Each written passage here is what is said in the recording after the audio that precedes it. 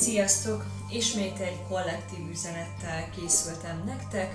Ez amikor megtalálod ezt a videót, onnastól kezdve az elkövetkezendő hétre fog szólni, tehát 7 napra. Itt szintén raktam a kártyákra egy-egy kristályt, picit hangolódj rá a kártyákra, a kristályokra, és amelyikkel kapcsolatban úgy érzed, hogy megfogott, és úgy érzed, hogy üzenetet tartalmaz a számodra, az a kártya fog neked szólni. És akkor elkezdem őket megmutatni. Az első kártya.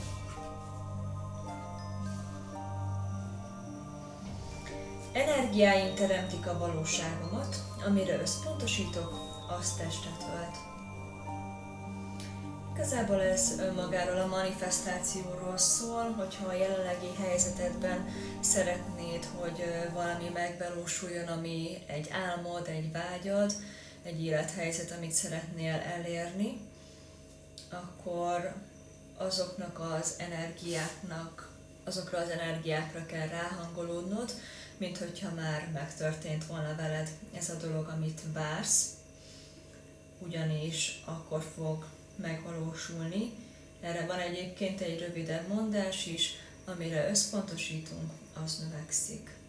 Ezt szerintem már sokan hallottuk. A következő lap üzenete.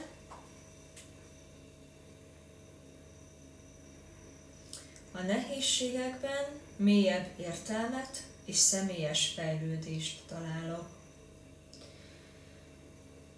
Ugye ez az üzenet arról szól, hogyha egy problémásabb, nehezebb élethelyzetben vagyunk jelenleg, vagy egy nehezebb feladatot kell megoldanunk, megugranunk, annak általában van egy mélyebb üzenete a mi saját személyiségfejlődésünkben, és hogyha azokat meg tudjuk oldani, véghez tudjuk vinni, azáltal mi magunk is fejlődünk. A harmadik üzenet. Az álmaimat én álmodom. Ez nagyon szép.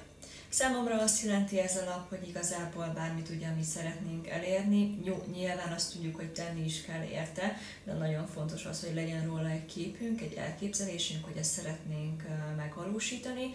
Ezeket hívjuk úgymond álmodozásnak is. Kiskorunkban nagyon sokan csináljuk ezt, vagy csináltuk ezt, hogy akár amikor játszunk, vagy játszottunk gyerekkorunkban, a gyermek mindent el tud képzelni. Azokat a terveket, álmokat, amiket szeretnénk a valóságunkban is átélni, azokat sokszor el kell képzelnünk, és meg kell azokat álmodnunk. És annyira szépen hangzik maga ez a mondat, hogy hatalmas szabadságot ad, hogy az álmaimat én álmodom. Ez így van. Senki nem fog abban korlátozni, hogy te mit szeretnél megteremteni, milyen jövőt álmodsz magadnak.